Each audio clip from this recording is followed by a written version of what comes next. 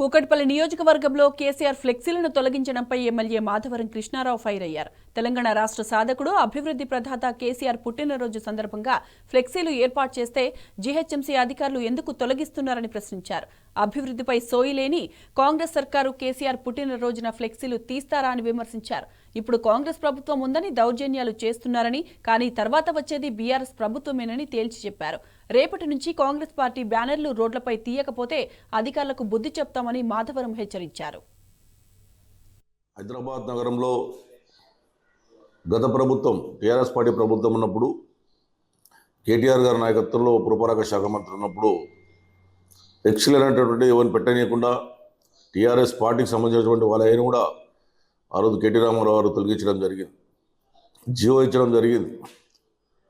ఆ 10 సంవత్సరాల్లో ఎక్కడ కూడా ఏదైనా ప్రోగ్రామ్స్ అయితే, ఏదైనా బర్త్డేస్ అయితే వన్ డే తప్ప ఎక్కడ కూడా ఎక్సలను యాక్సెప్ట్ చేయలేటువంటి ప్రభుత్వం టీఆర్ఎస్ ప్రభుత్వం. ఇప్పుడు నూతనంగా వచ్చిన ప్రభుత్వం కాంగ్రెస్ ప్రభుత్వము అయినా ఇవన్నీ 14 నెలల్లో కాంగ్రెస్ పార్టీ పెట్టినటువంటి బ్యానర్లు మామూలు బ్యానర్స్ కావు. నిన్న కేసీఆర్ బర్త్డే నాడు, రేపు నా బర్త్డే నాడు నిన్న నుంచి మొత్తం ఒక ఫ్లెక్సీ తీసేస్తూ ఉన్నారు. మీరు తీయండి కాదనట్లేదు, కానీ ఒక టీఆర్ఎస్ పార్టీ బ్యానర్లే తీయడం అనేది ఎంతవరకు కరెక్ట్ అనేది ఒకసారి ఆలోచన చేసుకోండి. ఇస్తే జీవో తీయండి, మేము ఆనందిస్తాం. ఒక బ్యానర్ ఏ పార్టీ కట్టొద్దు అన్నటువంటి జీవో తీయండి, ఆనందిస్తాం తప్ప పక్షగా ఓరించి మాకున్నటువంటి అభిమానులను నిరుత్సాహపడే విధంగా మీరు చేస్తూ ఉన్నారు. ఇది మంచిది కాదు.